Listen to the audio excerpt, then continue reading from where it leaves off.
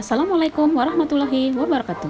Masih di pelajaran IPS, kita masih membahas mengenai perubahan sosial budaya, yaitu faktor penghambat perubahan sosial budaya. Sebelum memulai pelajaran, marilah kita berdoa menurut agama dan kepercayaan masing-masing. Tujuan pembelajaran hari ini yaitu siswa dapat menjelaskan faktor penghambat perubahan sosial budaya. Faktor penghambat perubahan sosial budaya antara lain: 1. Kehidupan masyarakat yang terasing. Masyarakat yang tinggal di pedalaman atau hutan-hutan belantara, mereka tidak pernah berinteraksi atau berhubungan dengan dunia luar. Dengan kehidupan mereka yang terasing, menyebabkan mereka tidak mengetahui perkembangan yang terjadi pada masyarakat lain, sehingga mereka akan sulit berkembang dan memperkaya budayanya. Contohnya, masyarakat yang tinggal di pedalaman atau hutan-hutan belantara, di mana mereka tidak mendapatkan akses pendidikan dan teknologi. Dengan ilmu pengetahuan yang terlambat, mengakibatkan mereka lambat juga dalam perubahan sosial budaya.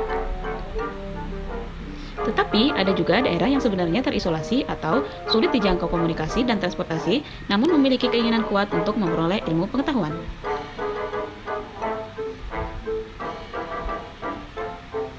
Bagaimana dengan kalian? Apakah perjuangan kalian juga seberat itu dalam menempuh pendidikan? Jangan lupa, kita harus selalu bersyukur karena kita dapat menerima akses pendidikan dengan lebih mudah. Caranya, selalu semangat dan bersungguh-sungguh dalam menuntut ilmu ya. Yang ketiga adalah sikap masyarakat tradisional. Maksudnya adalah masyarakat sendiri yang menolak terhadap segala sesuatu yang bersifat perubahan atau modern. Masyarakat ini menutup diri terhadap orang asing atau budaya luar. Mereka memelihara, menjaga, dan mempertahankan tradisi, adat istiadat, sistem nilai, sistem norma, dan sistem kebudayaan yang diwariskan oleh generasi pendahulunya. Contohnya adalah suku Baduy Dalam yang ada di Banten. Mereka memilih mengisolasi diri dari dunia modern. Anak-anak tidak mereka sekolahkan secara formal, mereka hanya boleh belajar dari lingkungan alam. Mereka menolak segala bentuk teknologi, kendaraan, dan alat elektronik. Bahkan listrik dan bahan-bahan kimia, sampo, sabun tidak diperkenankan. Rumahnya direkatkan tanpa paku dan semen.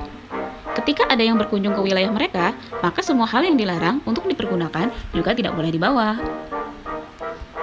Faktor penghambat perubahan sosial budaya yang keempat yaitu adanya prasangka terhadap hal-hal baru atau asing. Manusia selalu hidup dengan rasa curiga dan prasangka, terutama kepada hal asing atau baru yang berasal dari barat. Misalnya, para orang tua yang melarang anaknya menggunakan handphone dan internet, karena mereka berprasangka ini merupakan budaya luar yang akan merusak anak-anak mereka. Sikap orang tua ini ada benarnya, karena penggunaan handphone dan internet dapat disalahgunakan untuk hal-hal negatif. Tetapi di sisi lain, handphone dan internet dapat membantu mempermudah pekerjaan kita sebagai sarana interaksi dan komunikasi, sarana mencari berbagai informasi, bahkan bisa menjadi sarana promosi, hiburan, dan sumber penghasilan. Oleh karena itu, bijaklah kalian dalam memanfaatkan teknologi seperti handphone, internet, dan media sosial. Caranya, gunakan untuk hal-hal yang positif, gunakan pada waktu dan tempat yang tepat, gunakan sesuai kebutuhan, meminimalisir dampak pada tubuh, alokasikan waktu untuk bermain teknologi, yaitu disiplin membatasi waktu penggunaannya, dan membuat aturan. Faktor penghambat perubahan sosial budaya yang terakhir yaitu adat istiadat atau kebiasaan. Adat adalah pola perilaku masyarakat yang dilakukan berulang-ulang sehingga menjadi kebiasaan. Ketika ada hal baru, masyarakat yang sangat menjunjung tinggi adat akan berusaha menolak. Contohnya, pada awalnya, petani membajak sawah menggunakan tenaga kerbau dan memotong padi menggunakan alat sederhana. Hal ini telah dilakukan turun-temurun. Mereka mempunyai pekerjaan tambahan dengan membajak sawah dan memotong padi dengan cara yang lama. Ketika traktor dan mesin pemotong padi diperkenalkan oleh pemerintah, awalnya petani menolak menggunakan mesin-mesin tersebut. Butuh waktu yang cukup lama, akhirnya para petani dapat menerima perubahan tersebut. Hal ini karena perubahan yang terjadi telah berdampak baik pada pertanian mereka. Alhamdulillahirrabbilalamin, selesai sudah pelajaran kita hari ini. Setiap masyarakat pasti mengalami perubahan. Jangan lupa pilihlah perubahan yang membawa kebaikan.